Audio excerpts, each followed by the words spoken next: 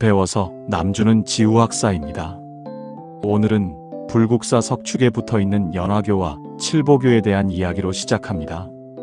이 연화교와 칠보교는 극락전 영역으로 들어가는 계단입니다. 이 계단을 올라서면 극락전이 보인다는 뜻이죠. 청운교와 백운교처럼 국보로 지정되어 있습니다. 여기서 연화는 화려한 연꽃을 뜻하고 칠보는 극락을 가득 채우고 있는 7가지 보배를 뜻합니다. 불교 경전에는 극락세계가 화려한 연꽃과 칠보로 장식되어 있다는 내용이 나오는데 불국사에서는 바로 이 내용을 극락전으로 연결되는 돌계단의 이름에 담았습니다. 그래서 연화교와 칠보교를 올라가면 극락전의 정문인 안양문을 지나 극락전 앞마당에 도착하게 됩니다. 안양이라는 말도 알고 보면 아미타부처가 계시는 극락세계를 다르게 부르는 이름입니다. 현재 경기도 안양시에 사시는 분들 가운데 자신이 극락이라는 이름의 도시에 살고 있다는 사실을 알고 계신 분은 과연 얼마나 될까요? 결국 연화교와 칠보교는 극락세계의 일부를 상징하고 있습니다. 이제 불국사의 전체 배치를 한번 살펴보겠습니다. 불국사는 대략적으로 대웅전 영역, 극락전 영역, 비로전 영역이라는 세 개의 큰 구역으로 나뉩니다. 그런데 극락세계의 중심인 극락전 영역은 서쪽에 자리 잡고 있습니다. 이는 극락세계가 사람이 죽은 뒤에 간다고 여겨지는 서방정토, 즉 서쪽에 있는 세계라는 점을 나타낸 것입니다. 세계 여러 나라의 신화나 설화를 살펴보면 죽은 사람은 대체로 서쪽으로 간다는 이야기가 많이 나옵니다. 문화 인류학에서는 이런 현상을 해가 서쪽으로 지는 것과 인간의 죽음을 연결해서 설명하기도 합니다. 고대 그리스 신화에 나오는 사후세계의 낙원인 엘리시온도 서쪽 바다 끝에 있다고 합니다. 불교에서 아미타부처는 바로 이 서쪽의 극락정토를 다스리는 부처입니다.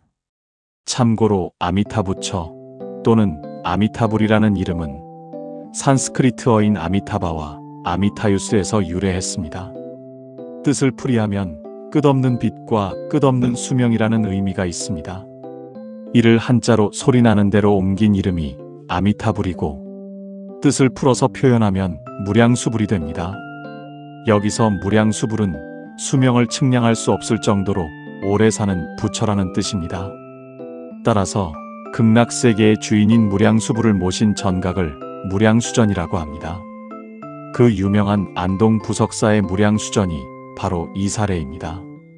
결국 무량수전은 아미타전이나 극락전과 같은 의미라고 할 수 있습니다.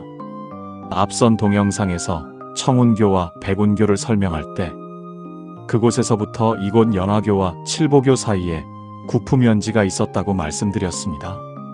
불교의 세계관에서 구품연지는 극락정토에 있는 커다란 연못입니다. 극락세계에 있는 사람들은 이 연못을 둘러싸고 앉아 아미타부처의 설법을 듣는다고 합니다. 불교 경전 가운데 관무량수경이라는 경전이 있습니다. 이 경전은 무량수불, 즉 아미타부처를 통해 극락세계를 관찰하는 내용을 담고 있습니다.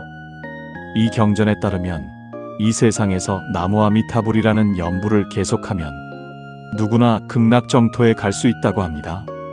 그런데 극락정토에 간 사람들은 살아있을 때 쌓은 공덕의 정도에 따라 3가지 부류로 나뉩니다. 이를 상생, 중생, 하생이라고 합니다. 그리고 이 3가지 부류가 다시 각각 상, 중, 하의 3등급으로 나뉩니다. 이렇게 해서 모두 9단계가 만들어지는데 이 9단계를 구품이라고 합니다. 따라서 구품은 상상, 상중, 상하, 중상, 중중, 중하, 하상, 하중, 하하로 나뉩니다. 극락정토의 연못 주변에는 이 9등급에 해당하는 자리가 마련되어 있다고 합니다. 그리고 아미타부처는 이 9단계의 모든 중생을 구제하겠다는 서원, 즉 맹세를 했다고 합니다. 그래서 구품연지 역시 극락세계를 상징하는 공간입니다. 이제 계단을 자세히 살펴보겠습니다. 아래쪽에 있는 연화교에는 계단이 총 10개가 있습니다. 계단 표면에는 끝이 뾰족하고 옆으로 길게 퍼진 연꽃잎이 새겨져 있습니다. 그래서 계단을 보는 것만으로도 연화교라는 사실을 알 수 있습니다. 위쪽에 있는 칠보교에는 계단이 8개가 있습니다. 칠보교는 연화교와 달리 특별한 무늬가 새겨져 있지 않습니다. 연화교와 칠보교는 청운교와 백운교와 비교하면 전체적인 모습은 비슷하지만 규모가 조금 더 작습니다. 또 무지개처럼 휘어진 다리 부분의 구조도 확연히 다릅니다. 자, 오늘은 여기까지 살펴보겠습니다. 다음 동영상에서는 다시 청운교와 백운교 앞으로 가서 이번에는 건축공학적인 이야기를 해보겠습니다. 지금까지 배워서 남주는 지우학사였습니다.